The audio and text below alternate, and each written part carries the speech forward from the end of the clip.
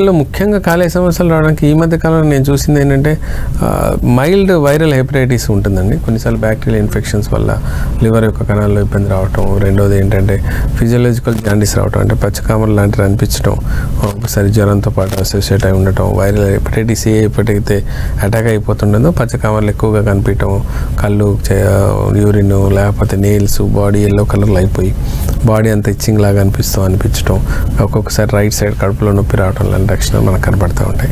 వీళ్ళలో ఏంటంటే immune power బాగుండడం వల్ల ఒక్కోసారి వాళ్ళు ఆ జాండీస్ని with medicine or without medicine వాళ్ళు బయటికి దాన్ని దాటుకొని రాగలుగుతారు. కానీ కొన్ని కథలు ఏమవుతుందంటే ఖచ్చితమైన ట్రీట్మెంట్ అవసరం పడుతుంటుంది. అందులో ముఖ్యమైనది ఏంటంటే హెపటైటిస్ ఒక 1 వీక్ లోపల ఒకరు మీకు తగ్గినట్లయితే లేదా 3 డేస్లో తగ్గినట్లయితే ఖచ్చితంగా మీరు ట్రీట్మెంట్కి వెళ్ళాల్సి ఉంటుంది. దీంట్లో నేచురల్కి సంబంధించిన మెడిసిన్సే మనకు ఎక్సలెంట్గా వర్క్ చేస్తాయి. దాంట్లో మెయిన్గా చెప్పుకోవాల్సింది హోమియోపతిక్ మెడిసిన్, కొన్నిసార్లు ఆయుర్వేదిక్ మెడిసిన్స్ మనకు హెల్ప్ అవుతూ ఉంటాయి. రెండో విషయానికి వచ్చినట్లయితే గాల్ బ్లాడర్లో స్టోన్స్, పిత్తాశయంలో రాళ్ళు ఏం చేస్తాయంటే చిన్నపిల్లల్లో కూడా ఈ మధ్య రావటం మొదలైంది. నేను చాలా కేసెస్ చూస్తున్నాను ఈ మధ్య కాలంలో.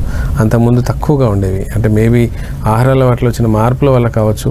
Even 4 years, 5 years, 1 year baby, 2 years బేబీలో కూడా గాల్ బ్లాడర్లో స్టోన్ ఉండటం, అవి ఇరుక్కుపోయినప్పుడు ఆటోమేటిక్గా జాండీస్ డెవలప్ అవటం, ఆ జాండీస్తో మళ్ళీ సమస్యలు మొదలవటం, 24 గంటలు కడుపు నొప్పి రావటం, ఒకసారి గాల్ బ్లాడర్ తీసిన తర్వాత మీకు సంబంధించి జీర్ణాశయానికి సంబంధించిన సమస్యలు ఎక్కువ అవటం లాంటివి జరుగుతూ ఉంటాయి.